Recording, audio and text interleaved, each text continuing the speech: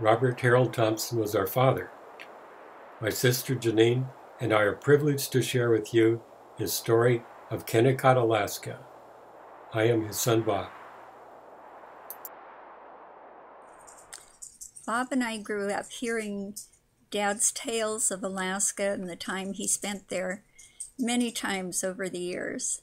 Whenever he met someone new that was even the slightest bit interested in Alaska, he would tell them about the time he spent there and what life was like in the mines back in the 1920s. We dedicate this movie to our father for telling his story and to our mother for listening to him tell it over and over again. He was born in the small mining town of Nucla, Colorado. Dad's interest in Alaska began when he was a small boy. His Aunt Anna Nickel and Uncle Bob used to tell him about their adventures on their trip to the far north. This was about 1910. His Uncle Bob was a mining engineer and scouted for big mining companies, on the lookout for new fields to develop. They had traveled the trail of 98 from Skagway over Chilkoot Path into Whitewater and the Yukon River to Dawson, and then west again into Alaska, Fairbanks, and other far-out areas. So after hearing these stories, I guess the seed was planted in his mind that eventually this is someplace he really wanted to visit himself. Dad had been working in Nevada in American Flat, just north of Silver City, outside of Gold Hill, from 1923 into, I guess, early 1927, when the mill closed and work wasn't available there. And I think that's the time he decided it was time to go exploring, and maybe he'd just take a chance and see what he could find in Alaska. Our father, Robert Harold Thompson, then a single young man, carried an Underwood typewriter and a Kodak camera to Alaska. He referred to himself by his initials, RHT, on his photographs and in his writing. In this movie, you will hear much of his story and see many of the photographs from his collection. The words you will hear now are almost all his, read by members of his family in the year 2014. Have many shots of Alaska. Enjoy looking them over, and we'll leave them for the Thompson family. Typed February 1987, RHT. Daughter, Janine. Son, Bob. Granddaughter, Lori. Grandson, Lowell. Grandson, Lonnie. Grandson, Matt. Daughter-in-law, Chris. Year 1927, rustling a job at Seattle, Washington, signed up for employment with Kennecott Copper Company in Kennecott, Alaska. Leaving Seattle Saturday noon, arriving at Cordova following Thursday before noon. Cordova is about 4 hours by boat south of Valdez, the present big oil terminal. Shipped up the steamer Yukon, about 400 passengers, all working people, and stopping at several salmon canneries, leaving men and supplies at the annual cannery season was opening. Libby, McNeil, and Libby were the big operators. The canneries were between Ketchikan and Juneau. Saw many small independent boats selling their catch to the canneries, who also had larger boats out working, and it was a sight to see them unloading via conveyor belts onto the processing line at the cannery. Could see many small boats with crew of 2, 3, or 4 men tossing about in the sometimes rough water. Most of the fishermen, seen up close, look to be Swedes and Norwegians. They are a hardy breed and looked at home on the water. The steamer route was the Inside Passage, hundreds of miles, relatively quiet waters between mainland and offshore islands. One of the rough spots, Dixon Entrance, near Prince Rupert, British Columbia. There, entering Alaska waters at south end of Prince of Wales Island. First town, Kennecott, fishing and timber town. Timber was plentiful, but small, so is used mainly for making paper pulp. Largest mills for pulp manufacturing, owned and operated by Japanese who had bought up vast timber reserves, then on to Wrangell, where we had to wait for high tide in order to dock. Then Petersburg and the capital, Juneau. For many years, the Alaska Juneau gold mine operated, producing as much as 5,000 tons of low-grade ore per day, less than $1 per ton in value. It was not a paying mine, but its stock was played and pushed by the New York Stock Exchange. Then west to the open Pacific and into the Gulf of Alaska, where we endured about 30 hours of heavy seas before again coming in close to land in the port of Cordova. One of the meals in crossing the Gulf found about 40 of us sitting at a long wooden table down in steerage, tabletop edges turned up to keep food on the table. The ship took a big raise and dive, and off goes everything onto the floor. Not only many passengers, but many of the regular crew became seasick, and the place was a mess. That is sort of an understatement. However, we all survived, and it was a welcome sight coming into dock at Cordova, docking only at high tide.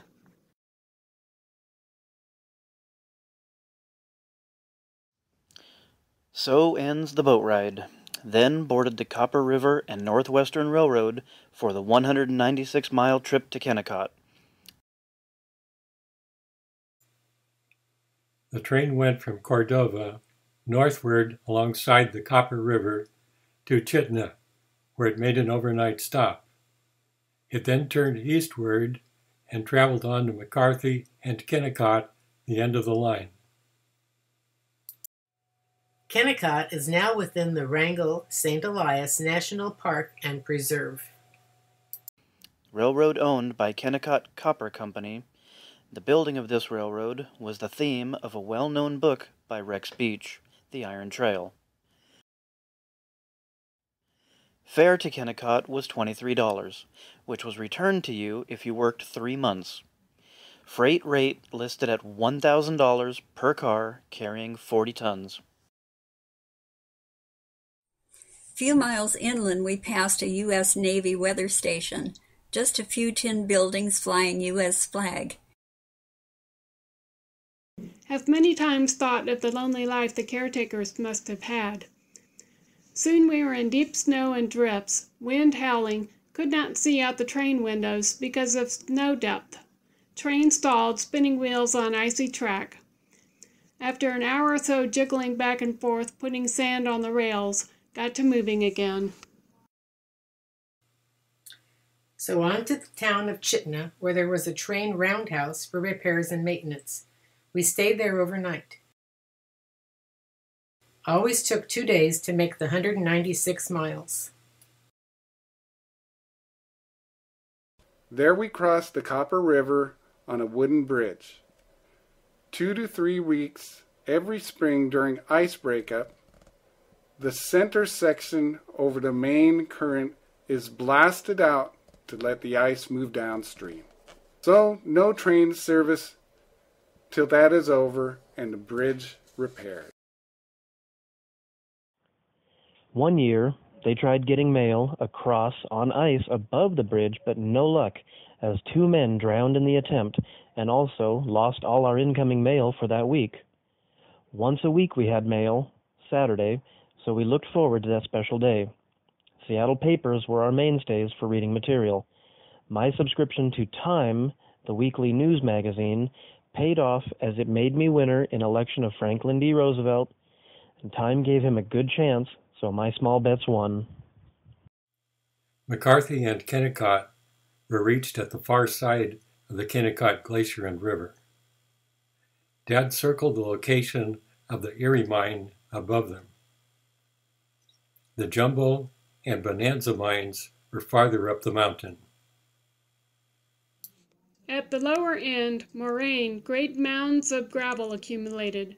Freezing tight during winter, but every spring water under the glacier exerted enough pressure to blow out great holes and more damage to the railroad crossing there.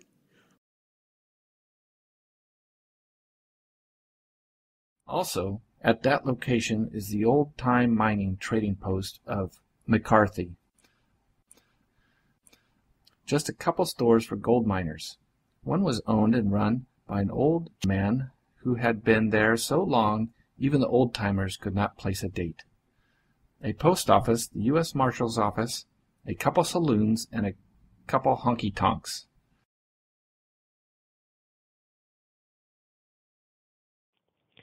Some gold was found coming out with the rush of water from under the glacier, but ice movement made it impossible to prospect more than the edges. Several small gold outfits worked the streams and old riverbeds in the surrounding country in a 40-mile radius. Remember, the U.S. Mint held the price of gold at $20.67 per troy ounce up to the time of Roosevelt, when it went up to $35 per ounce. Dad had a friend who built a log cabin near McCarthy for himself and his dogs. During the summer, he worked on a survey crew along the Yukon border. In the winter, when everything was cold and covered with snow, he worked in the Kennecott mines, where the temperature was a much warmer 32 or 33 degrees.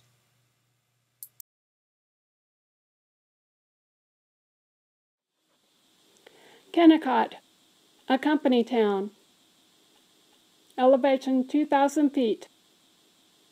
Built on a narrow strip of land alongside the Kennecott Glacier.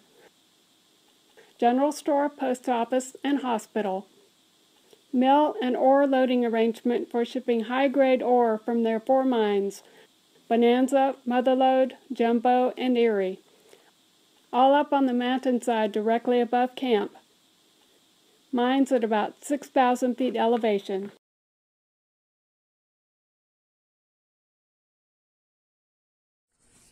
Dad's first job at Kennecott was at the Bonanza mine. It was about 4 miles up above main camp. There was no road, and he said that the trail could only be used in the summer.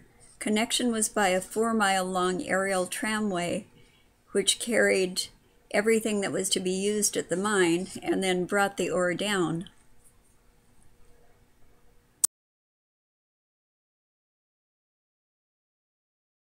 The early-day gold prospectors were shown rich, heavy rock by the Indians, who traced it down and found the place it came from. It was a projecting ledge up near the summit of what later became known as Bonanza Peak, about 7,000 feet.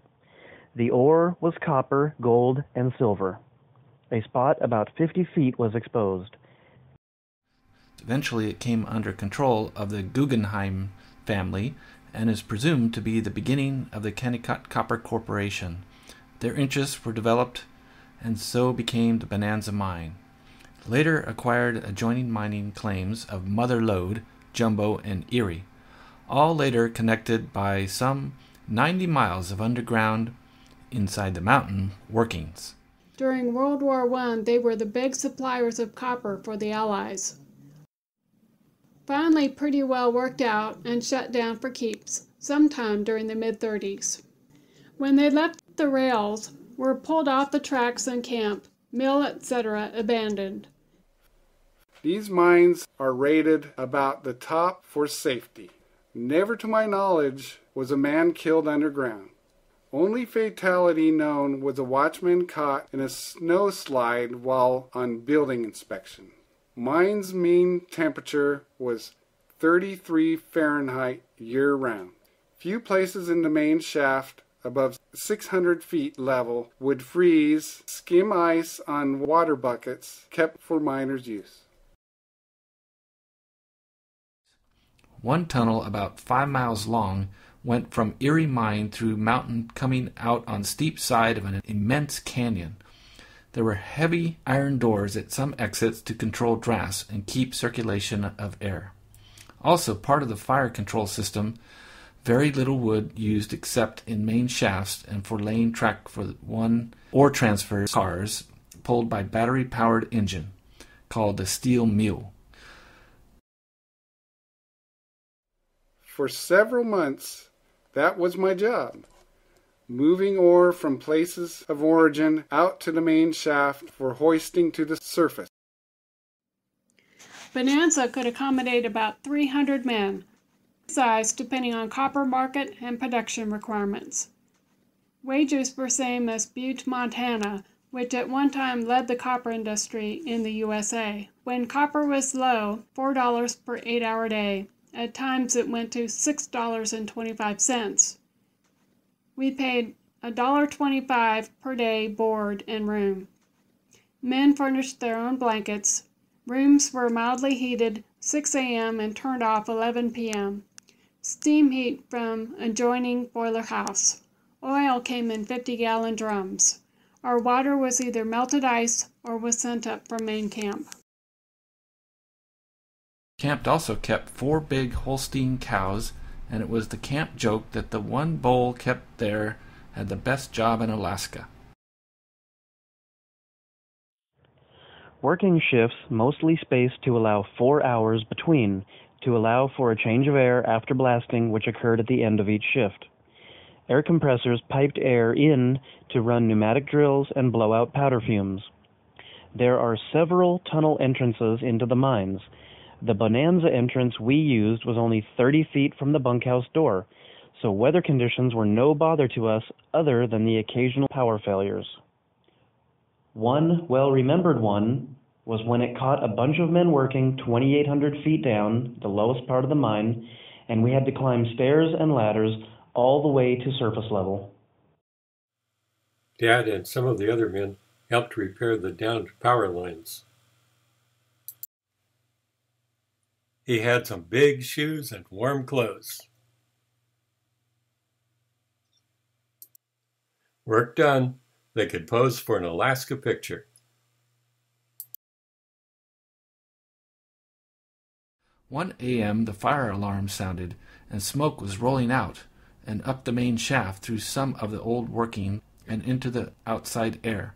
We had 2 teams of men trained to fight fires, 5 men each. We carried oxygen and mass on our back and entered the mine through some old long ago workings, and were able to locate the fire, which was in the timber of the main shaft, 600 feet vertical down from top or main level. Electrical problem and old wiring, small flame but more smoke. We worked below fire and had it out our second time in. The safety gear worn was good for 2 hours, then had to replenish oxygen. So mine was closed 2 days repairing damage. Company gave each member of team 3 shifts extra pay. One of the things Dad talked about at his time in the Kennecott mines was the food.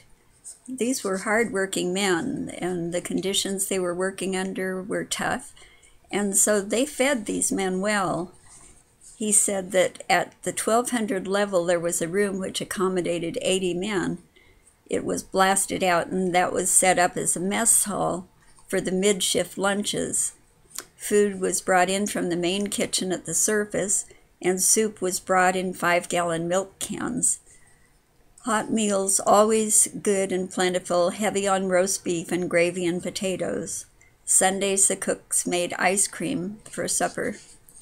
They could eat as much as they wanted, and anything that was left over would be put in the kitchen, and they could help themselves. We worked every day through the year, except July 4th and Christmas. My only time not working was 20 days at hospital due to an injured knee. A resident MD lived at Kennecott, and the hospital capacity was about 10 beds. A nurse was on duty for 3 shifts. Recreation was limited. Most went there to put in a few months' work and get out.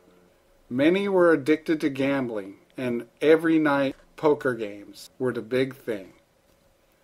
Few lucky guys took their winnings and left. Losers kept on digging, and some had been there for years. Gambling was not for my Scotch blood, so never sampled it.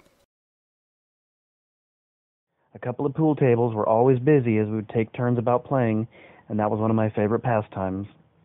Another was a small gym with bars and a pear-shaped punching bag, and I got to be pretty handy with it. He liked it so much that he had one later, even living in Hayward, and most of the grandsons probably remember taking their turns at that punching bag too.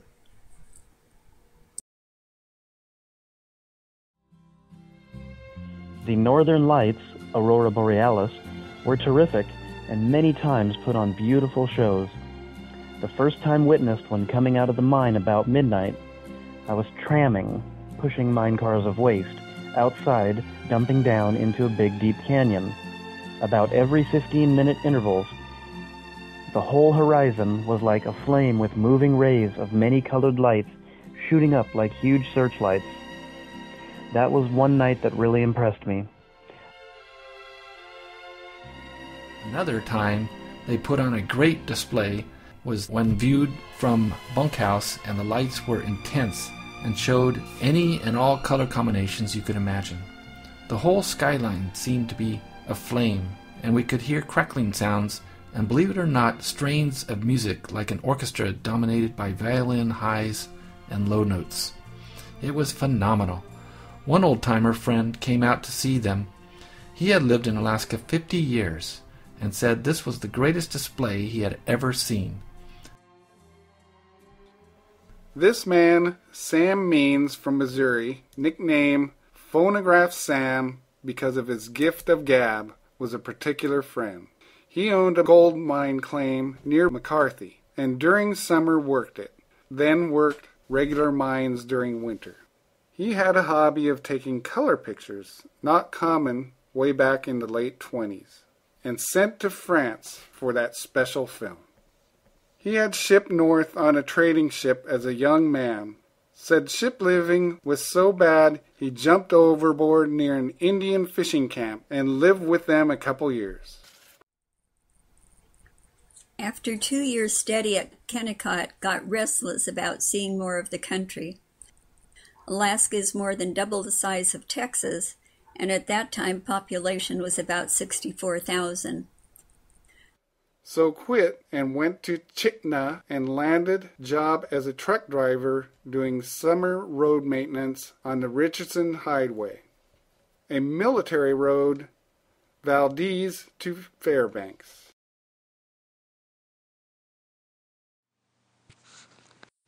On way to summer road camp, had dinner here at Sourdough. Owner also had a mink farm, trapping fish for mink food, which was illegal.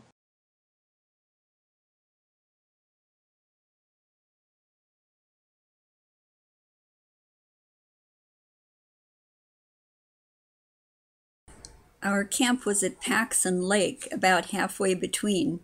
About 15 of us driving Model T Ford trucks, putting gravel on parts of road. Over soft spots and tundra were laid crossways 10-foot poles, then covered with gravel. Places were so soft it felt like walking on a waterbed. Lost one Fordson tractor, mired and never recovered.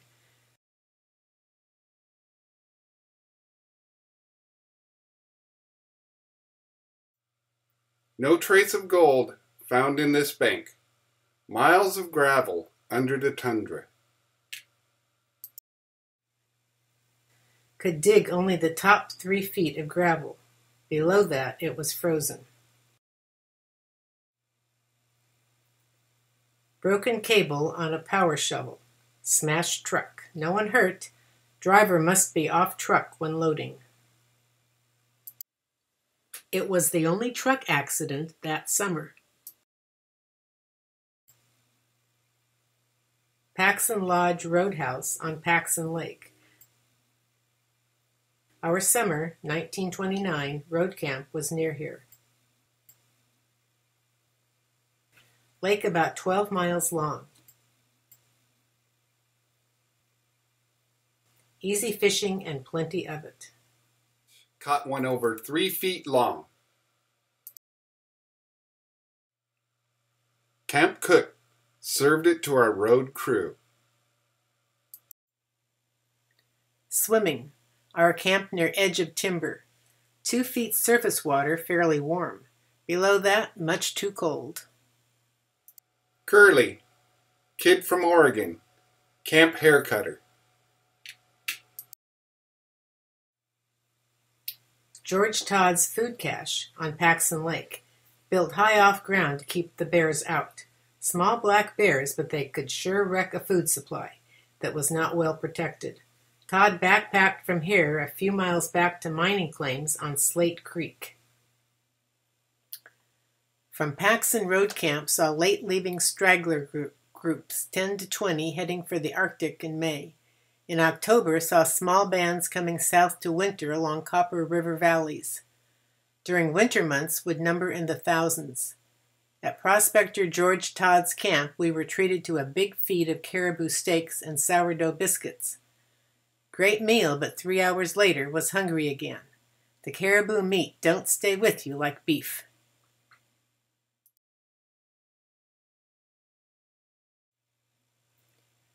Galcana River downstream from road camp, about 100 miles to Valdez. River runs through Paxson Lake. Galcana Crossing, 125 miles to Valdez. Summit Lake, 6 miles above Paxson. Outlet of lake is head of Galcana River. Thousands of salmon spawn here. Many don't quite make it, so heaps of fish washed up on riverbanks. Kenny Lake, near Willow Creek, connecting with Richardson Military Highway, Valdez to Fairbanks. I have a diamond willow stick, a memento from here, in with my other souvenirs. Curly, the Oregon kid, and me. The bears feed heavily on these fish. RHT and Friends in Alaska, 1928. During summer, saw only 2 caravans of tourists going to Fairbanks. Left to right, Paul Warner, Slim Iveson, and Jim Dennis. In this 1925 Chevy, 5 of us went to Fairbanks, July 4th, 1929. Bob Robinette, Herb Luce, Chris Sund, and Sam Shoemaker. Fairbanks. We went here on July 4th, 1929. Saw a ball game beginning at 12 o'clock midnight. You could read a newspaper all night long. George Todd, an old-timer, had gold claims near our road camp. He worked a couple years at Kennecott, then bought this new Ford truck for hauling supplies from Valdez. Had fun teaching him how to drive. He was used to dogs. George Todd, his new Ford truck. RHT, Todd's partner Jack O'Shea. That road job finished, headed for the States, and went from Chitna to Valdez, then on ship Alaska to Juneau. There saw my first talking movies. Layover waiting to catch a Canadian ship south in order to see Prince Rupert, British Columbia, and up the Fraser River to a large Canadian-American paper mill. There loaded many tons of paper in huge rolls for newsprint.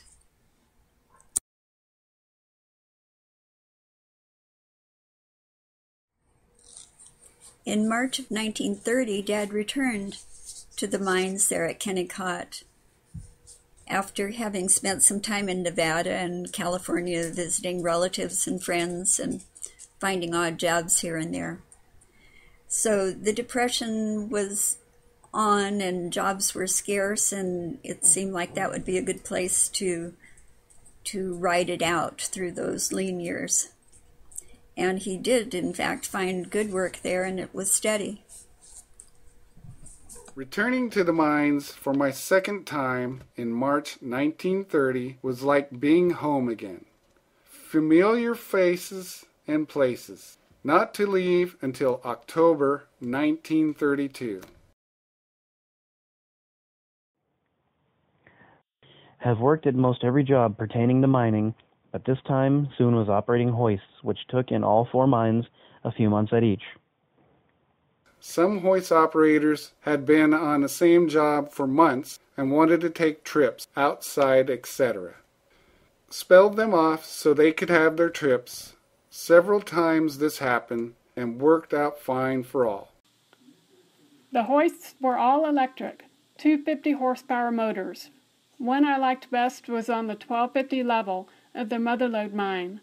It served a double-wide incline shaft bottoming at 2,800 feet depth, about 1/2 mile of cable on each drum, using 2 skips, steel vehicles on wheels carrying about 3 tons of ore, one skip coming up and the other going down. Skip tender in the main shaft had to be warm-dressed as the drafts were nippy. Most of time on shaft duty wore big sheep-lined coat with turn-up collar. Footwear was made rubber bottoms to ankle with 10-inch leather tops, called them mucklucks. Most miners wore bib overalls over wool pants, plus heavy jackets. Our individual headlamps burned carbide, good for 4 hours. Each carried a reserve can of carbide. Sometimes we would exchange jobs for a couple weeks to break monotony. We also sidetracked the skip and put on a flatbed truck which loaded steel drills, powder, and anything and supplies needed. Could move 18 men per trip. We went in ahead of workmen and run an empty trip full length of shaft as a safety check before lowering men. The mines produced over $200 million in copper. The ore came down from the mines via aerial tramways to railroad loading at Kennecott, then transferred to boats at Cordova, thence to smelter at Tacoma, Washington. One time had an ore boat called Kennecott that for some never-known reason was lost at sea somewhere near Juneau. Thereafter, the Alaska Steamship Company boats Yukon and Alaska took the ore outside, or to the South 40, as those are the names given when referring to the United States. The last year at the mines was Depression time and worked on a 6-day week. Seemed strange to have Sunday off. My closest friend, Slim Iveson, who came from Montana, was like a brother.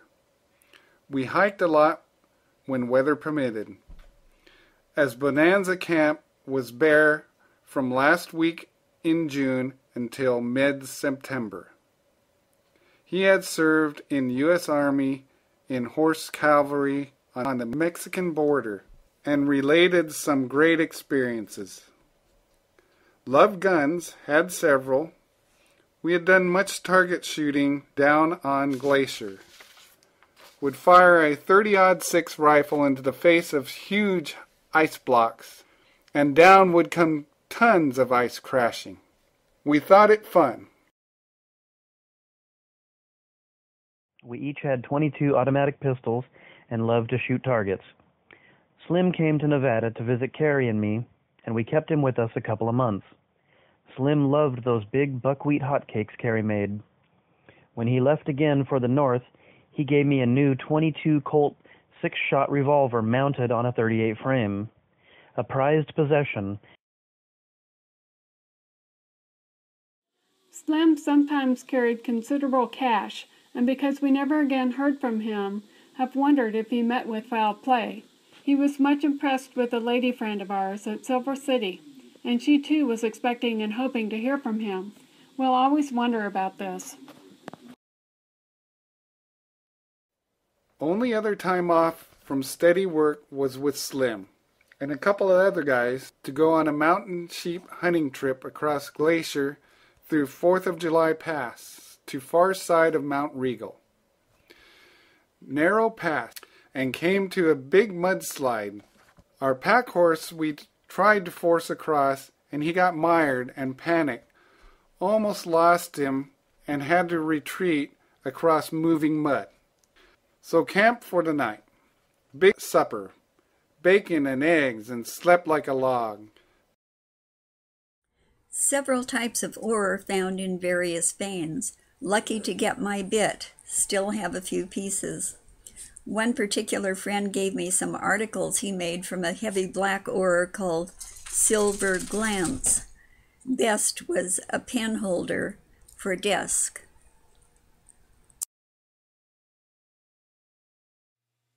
Dad and his friends liked to climb the high mountain crags, climb to the tops of the high spires, show off a bit, and have their pictures taken.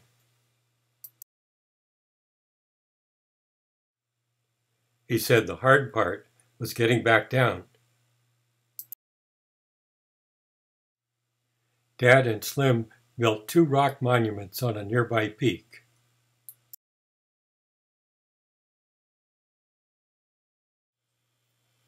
This was the first one.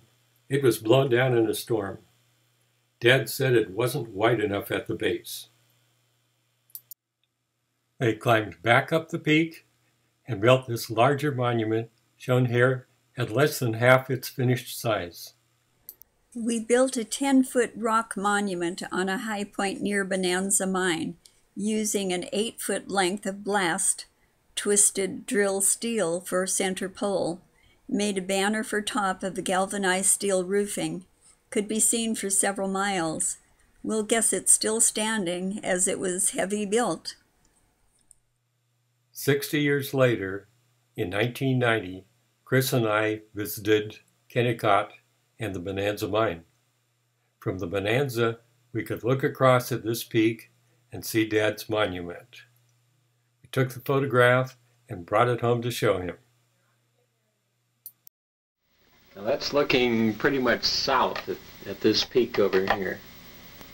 And there's kind of a flagpole or something right on the top there. That's our monument. Is that your monument? That's your monument? You really think so? That's it. Well, we weren't sure if that was it or not. No, that's it. That is it? That is it. How tall is that monument?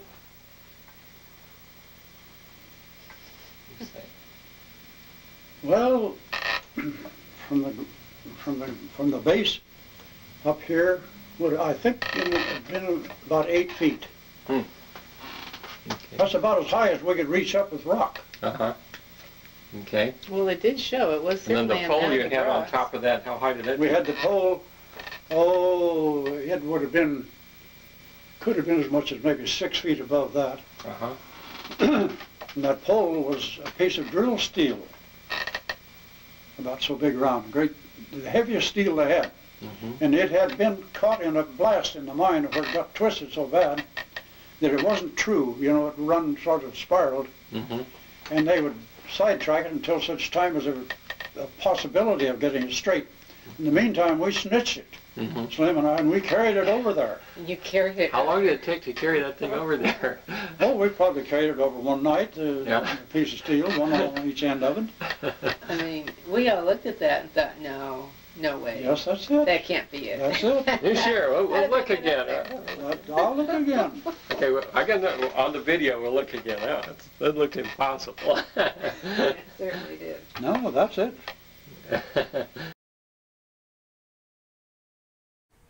Have many snapshots of Alaska. Enjoy looking them over, and we'll leave them for the Thompson family. Typed February 1987, RHT. We hope this movie and his full written manuscript will be enjoyed by all future members of his family.